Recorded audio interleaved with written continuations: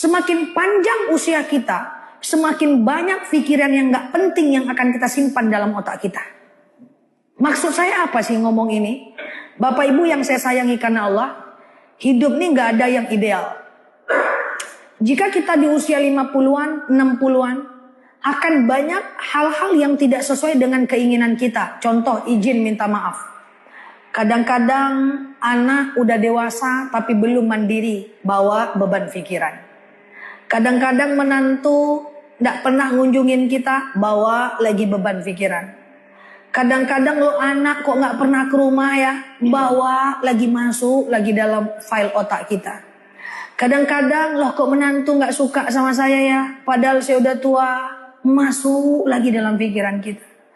Lah kita sakit kok anak gak datang ya ke rumah, masuk lagi dalam pikiran kita. Oh kok saya udah lama gak dikunjungin anak ya, sampai ada orang tua yang bilang tunggu mati aku dulu baru kalian datang, masuk lagi dalam pikiran orang tua. Kadang-kadang kita pergi majelis taklim, rumah kayak gitu kondisinya, kawan-kawan menyinggung kita pula, masuk lagi dalam kepala kita. Saya ingin berpesan kepada, saya anggap sebagai orang tua saya lah. Ini juga saya bilang sama orang tua kandung saya. Di usia mak, di usia bapak sekarang ini, fokus aja gimana caranya masuk surga. Kalau ada anak menantu yang tak sesuai keinginan hati kita, ikhlaskan. Kalau ada anak yang masih melawan, ingatkan, ikhlaskan. Ibaratnya tawakal, detachment. Kita gak bisa merubah itu semuanya. Kalau ada kita sakit, kok gak dikunjungi ya? Kok gak datang juga ya? Anakku mapan, kok gak bantu aku ya? Ikhlaskan.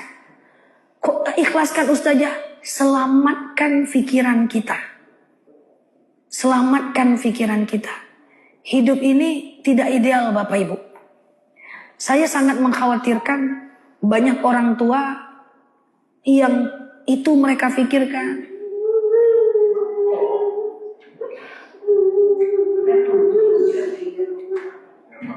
Nggak apa-apa Bu. Iya.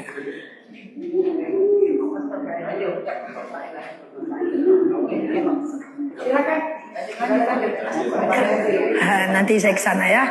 Aman ya Bu? Insyaallah. Enggak apa-apa.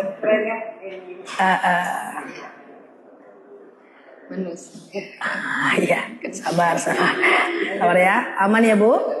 Oke. Ikhlaskan.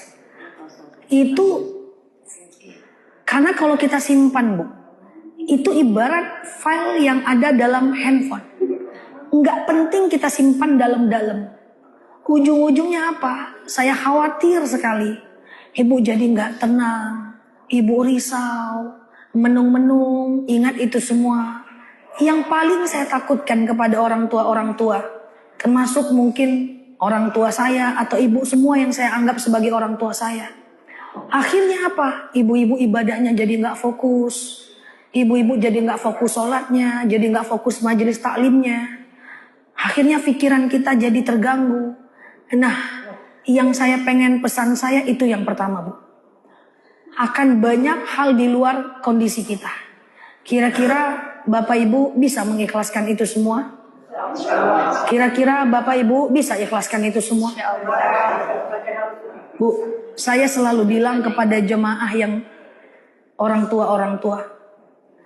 Apapun kondisi anak kita, menantu kita, saya izin minta maaf. Paksakan diri tetap ridhoi mereka ya. Karena kalau karena sikap mereka kita nggak ridho, kita udah mau meninggal Bapak Ibu. Kalau kita nggak ridho, sengsara hidup mereka. Pasti Bapak Ibu. Ridhollah, ridhol walidain. Suhtullah, suhtil walidain. Ridho Allah itu bergantung kepada ridhoan ibu-ibu dan bapak-bapak.